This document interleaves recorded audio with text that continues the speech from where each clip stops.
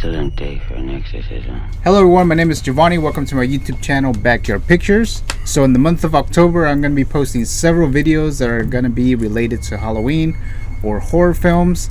So this is the very first one, and it's regarding the biggest horror film of all time, The Exorcist. So today we're going to be joined by Alex. Hello. Bryan. Yo. And Jacob. Hey. So we're not just going to be discussing our thoughts about the film, but we're also going to talk about some of the things that happened in the filming of the film. There was a lot of crazy, weird shit that was happening in the filming. Some people died. Some of the sets got destroyed. But of course, before we get started, I'm going to do my Funko Pop giveaway for this horror flick talk. The Funko giveaway is going to be Reagan. And again, you must be a subscriber to the YouTube channel, Backyard Pictures, have 1 million address within the United States. Just follow the instructions on the description of the video, and then you'll be in the running to possibly winning this Funko Pop. Alright, so The Exorcist came out on December 26, 1973. A perfect day for an exorcism movie. And it's directed by William Friedkin. And it was written by William Peter Blatty. And he also wrote the book. So the book itself is based on a true story. A little boy named Richard in Maryland. He was possessed. And the author of the book, William Peter Blatty, he was fascinated by this story so much, obviously, that he wrote a book, and then later on wrote a script, and was one of the producers of the film. So what happened in the film, or what happened in the actual story, in the real story, was this little boy Richard, this 14-year-old kid. He began to act kind of strange. He started doing some weird behavior, stuff that he's not known to do. What happened is that I believe it's the grandmother, she passed away recently, and the kid decided to use a Ouija board. At one point, the entire family was actually using the Ouija board to see if they can communicate with the grandma, and they thought they did. They were in fact speaking to what became some sort of demon. It was believed that this demon possessed this kid Richard. So then the kid was sent to psychiatry, hospitals, medical experts. They looked into him, see what was wrong with him. They couldn't find anything wrong with him until a bunch of weird stuff started to happen. Some of the stuff that happens in the movie with Reagan is basically where that came from. It came from this kid. The writings on the skin, on the body, and then the moving of the bed. Apparently that's what happened to this kid in the real story. And there was noises in the house. The family had to get an exterminator, thinking that there was rats or something like that, or some other pests or something in the house. There was nothing in there, and there was just some weird stuff that was happening. So they just didn't know what was wrong with this Richard kid. Like I said, this is basically what happened in the movie. So The Exorcist became this really big horror movie.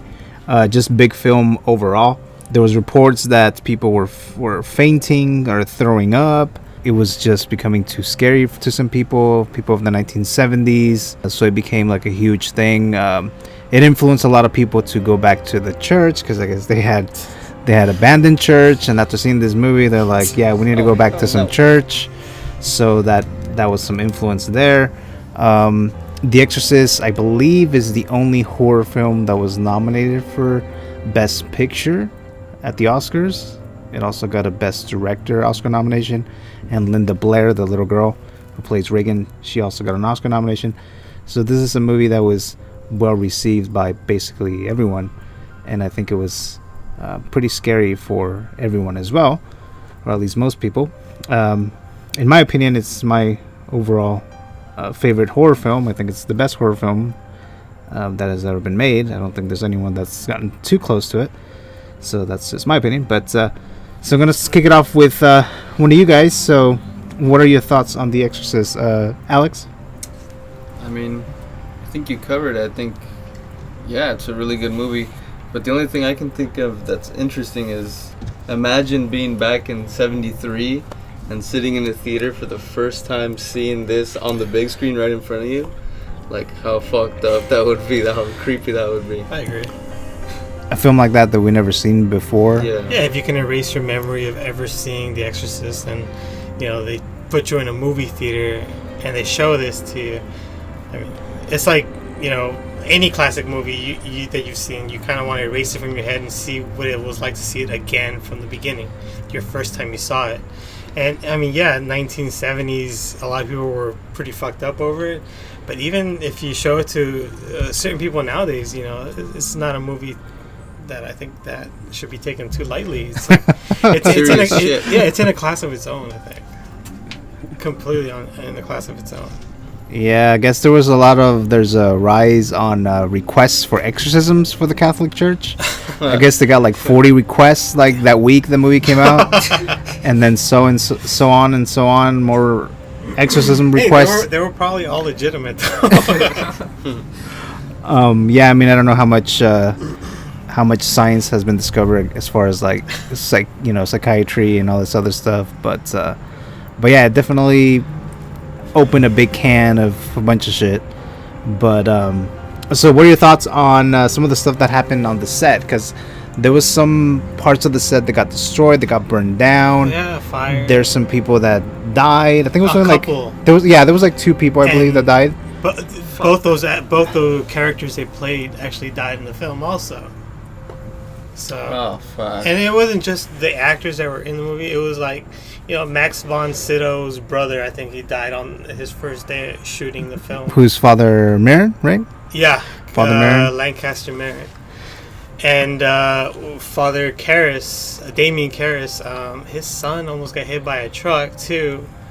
When they were filming the movie, is riddled with a lot of like tragedies or almost tragedies. Yeah, no, there's other movies, you know, that's had, you know, tragedies and stuff like that. But Giovany? Oh really? Yeah. yeah, like even like movies like just most recently, like Deadpool 2, like a stunt double died, and you know, The Dark Knight, you know, one of the crew members died. I didn't think Deadpool 2 was that scary. And no, but I'm not talking about specifically horror. I'm talking about stuff that happens in filming all the time. Normal stuff. Yeah. Yeah, that, you know. So it could be coincidence, and we're just tying it into. Of course. Well, yeah, of course. That's what the movie challenges in you, though. But to think I mean, about. I guess back in the 70s, sets burning down. Like, it's not like now where, you know, shit is so much more controlled. But I mean, you can't help but tie it to this whole horror, of course, demon because thing. of how impactful the movie was to you, that you hear about, you know. Well, not only that, I mean, you're making a horror movie where there's a demon that's like possessing people, and then while you're making this movie, you know, in real life, people think there are demons. So right now, shit goes on. Now, some of the information that we're gathering here, some of the information that we're talking about here, is from, you know, things that we read or from documentaries or, you know, stuff like that. So like one of the documentaries, I think that's the one that we watched a little bit earlier, Brian, wasn't it like one of the priests said something about like, if you mess with this material, you're basically like fucking you're allowing, like, if you allow this in your heart, in your brain, like you allow darkness in your heart or something like that, and that kind of takes you down the path of I mean, I guess stuff happening to you. It's like the power or the belief in, you know, the religion, the belief in the exorcism will help you cure from, like, if you think you're possessed. I think they cover that in the movie. So I think that's what the priest was telling William Friedkin, the director. You know, like you shouldn't talk about this too much or whatever. And it just goes back to what we were saying about, you know, like this dark feeling behind even just the name. You hear the theme song of this movie. What the hell? Don't tell me this shit. I gotta drive home. Alright, so Alex here hasn't actually seen the movie, so... What? You seen it? Oh, no, not recently. He hasn't seen it recently. You've seen it. I've seen it plenty of times. Okay. Now, so the way that this little girl was possessed in the movie and in the real story about the kid Richard, they were both starting using the Ouija board. So then my question to you guys is, would you guys ever play the Ouija board? Hell yeah. No. I played it. You have played it before? Yeah, I played it. Yeah, just drinking with a couple of friends, you know. Buddy of mine was going to the army, and I think he was about to leave, so we bought it. I think he was trying to impress some girl or something.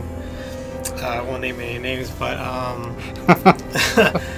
but yeah, we played it in the room, and I mean, you just move it with your fingers. I mean, it's no supernatural being is moving it. It's just you moving it yourself. At least I think maybe we didn't do it just right. Maybe it didn't work for us because we got it. You at guys Target. were just joking around. Yeah, we were drinking and stuff. You guys weren't being serious, but I'm sure, like, if You sure? You would play, Alex? You would play it? no.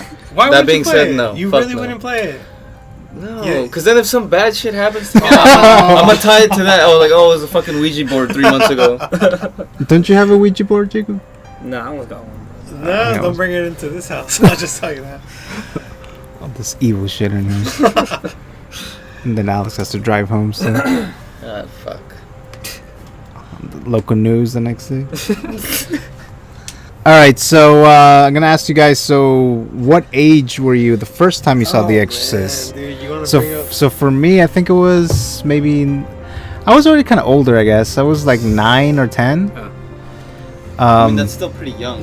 Well, yeah, but like, Jacob, when did you watch The Exorcist? Pretty sure I was like 4.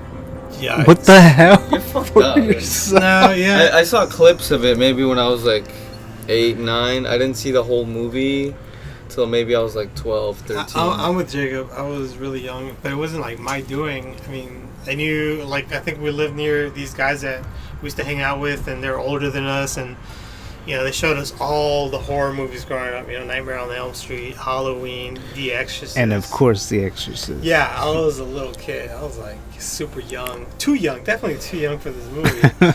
At a point where like I attribute a lot of sleepless nights to, you know, like the trauma I received from watching that movie. That's why I like. I mean, yeah, you could definitely agree that maybe a movie will come one day that'll be better than The Exorcist, more scarier, whatever, better than what we experienced from The Exorcist. But the fact that I experienced it at such a young age, and that I feel like I had that trauma, like that adds to, you know, the effect of the movie, obviously. Yeah, because there's been plenty of horror movies since The Exorcist. I mean, it's a 45-year-old movie. Fuck. But, I mean, I've seen a lot of films, a lot of horror movies, and no, none of them gets that close to that movie. But they definitely try, and we noticed they were watching it. There's, you know, the scene where what's Chris McNeil? She tells her driver to go home. She's gonna walk home, and she's walking. You know, it's fall, and it's just that scene and the piano playing.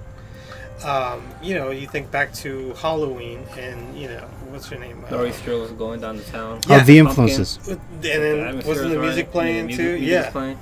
All right, Jacob, so you've been a little quiet over here. So what are your thoughts on The Exorcist? Well, to me, it's just like whatever you guys said. It's one of the scariest movies I've seen, and I saw it when I was really young, and I just remember having nightmares of it up until I saw it again when I was like 13, and it was still pretty scary, but just not that scary. But like I saw it a couple of nights ago, and some parts were getting toward me again, like how I used to be when I was a kid. So I don't know, maybe it just depends on my mood, but it's a scary ass movie whenever I see it. When I was growing up, I thought I heard of a story that there was supposedly a report that there was an exorcism. I don't know what country, possibly third world country, where the exorcism was on a baby. And so I don't know. I think that would be kind of creepy. I think A baby? a Was it, like, baby. talking, though? Like, was it talking Yes. like, in Latin? Yes. What the hell? Oh my Is god. there recording of this? Yes. Really? Yes. Holy shit. Nah, you're Yeah, bullshit. you're bullshitting for me. Yeah, I'm looking up. So anyway, so that's what I heard when I was growing up, that there was some baby that was possessed or some shit, and Did you also hear it about La was like doing all this stuff. Like, you don't know. Well, you talking about the movie that's coming out? Well, I only saw one trailer. It was pretty freaking lame. Chupacabra. Wait, is there a trailer or just teaser? I was a teaser trailer. It was just a fucking announcement trailer. Ah. So, what do you guys think about that spider walk that they actually included in the re-release of The Exorcist? Go, Jacob.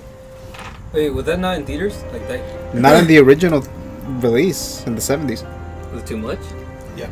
Because when I first saw it, it just like stunned me. I was like, holy fuck. I wasn't moving. I was just staring at the screen like, Oh what the hell is my that? God, yeah. I was like really young. That's fucked up. Shocking. But if I would have saw it in theaters right now, like if I've never seen it, and I saw it in theaters, that shit would probably shock me too. Yeah, because they re-released it in the year 2000, and this time they included that. Holy crap. When I said watching it in theaters for the first time, I thought I'm thinking of all the like famous imagery from the movie, and that's one of them. Mm-hmm. And I didn't know that was not in the first cut or first. Not the theatrical release, Right. the Yeah. original. Yeah, So, that was not in it. And that exactly like Because when imagine we seeing saw that. it, because when we first saw it, I don't know if I saw it with you, Brian, or someone else. When I first saw it, that scene wasn't in it. Because I saw it before that You re-release. saw it before I saw it. The one version I saw, I think, always had the Spider-Man. Oh, okay. Yeah, so the one when I first saw it, it didn't have that scene. That I had the I'd seen the Actually, original cut. My bad. The first time I saw it, I was younger, and it wasn't when they did the re-release. But I was really fucking scared the whole time, so I don't remember the whole movie. So what do you guys think about? What I also read is that there was some controversy when they nominated Linda Blair for an Oscar for her performance as Reagan. So did you guys think that was warranted? I mean, she. So Jacob, ultimately, what did you think of the film The Exorcist?